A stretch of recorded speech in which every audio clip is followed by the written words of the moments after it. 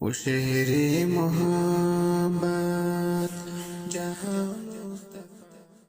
نحمدہ و نصلی علی رسولہ الکریم۔ ایک ساتھی نے سوال کیا ہے کہ ہم باہر ملک میں رہتے ہیں، ہمارا ایک ساتھی فوت ہو گیا تو وہاں پر اس کا نماز جنازہ بھی ہو گیا، تو اب اس کو دوبارہ اپنے علاقے میں لائیں گے تو کیا وہاں پر دوبارہ اس کی جو لوگ وہاں پر شریک ہوئے ہیں تو وہ جنازہ پڑھ سکتے ہیں یا نہیں؟ اس کے بارے میں تھوڑی تفصیل کی ضرورت ہے۔ تو اس کا جواب تو یہ ہے کہ یہ بات واضح رہے کہ میت کے اولیاء میں سے کسی ایک کی اجازت سے جنازہ کی نماز ادا ہو جانے کے بعد دوبارہ جنازہ کی نماز ادا کرنے کی شرعاً اجازت نہیں ہے، چاہے دوسرے اولیاء نے نماز ادا کی ہو یا نہیں۔ البتہ اگر پہلی مرتبہ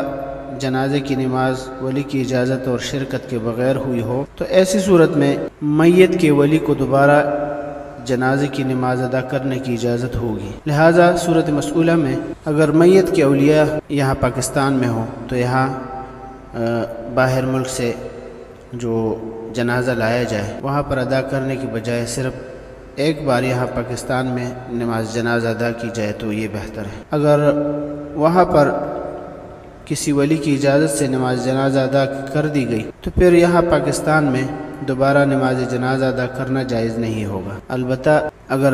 باہر ملک میں ولی کی اجازت اور شرکت کے بغیر نماز جنازہ ادا کر دی گئی ہو تو پھر میت پاکستان پہنچنے کے بعد میت کے اولیاء کو دوبارہ نماز جنازہ پڑھنے کا حق حاصل ہوگا، لیکن جو لوگ پہلے وہاں پر نماز جنازہ پڑھ چکے ہوں گے ان کے لیے دوسری بار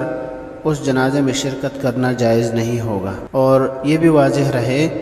کہ میت کو اس علاقے میں دفن کرنا مستحب ہے جہاں اس کی موت واقع ہوئی ہو۔ اگر دفن کرنے سے پہلے لاش میں بو پیدا ہو جانے کا اندیشہ نہ ہو تو ایک شہر سے دوسرے شہر یا ملک لے جانے میں کوئی مضائقہ نہیں ہے، لیکن اگر ایک شہر سے دوسرے شہر یا ملک لے جانے میں میت کے خراب ہونے کا خطرہ ہو تو مکروہ تحریمی ہے۔ بہرحال بہتر یہی ہے کہ میت کو تدفین کے لیے بلا ضرورت ایک شہر یا ایک ملک سے دوسرے شہر یا ملک منتقل نہ کیا جائے، کیونکہ ایک تو تدفین میں تاخیر ہوتی ہے، دوسرا بہت زیادہ خرچہ اور مشقت برداشت کرنی پڑتی ہے، اور جنازے کی نماز میں تکرار کا سبب بھی بنتا ہے، اور اپنے آبائی علاقے یا قبرستان کی الگ خصوصیت ہونے کی طرف اشارہ بھی ہوتا ہے، حالانکہ ایسی کوئی خصوصیت نہیں ہے۔ اس لیے جہاں موت واقع ہوئی ہے وہاں ہی مناسب جگہ پر دفن کرنا بہتر ہے۔ باقی تدفین سے پہلے کسی بھی وقت میت کا چہرہ دیکھنے میں کوئی حرج نہیں ہے، چاہے نماز جنازہ ہو چکی ہو یا نہ ہوئی ہو، جیسے کہ شامی میں ہے وَلَا يُصَلَّى عَلَى مَيِّتٍ إِلَّا مَرَّةً وَاحِدَةً وَالتَّنَفُّلُ بِصَلَاةِ الْجَنَازَةِ غَيْرُ مَشْرُوعٍ فِي الْإِزَاحِ وَلَا يُعِيدُ الْوَلِيُّ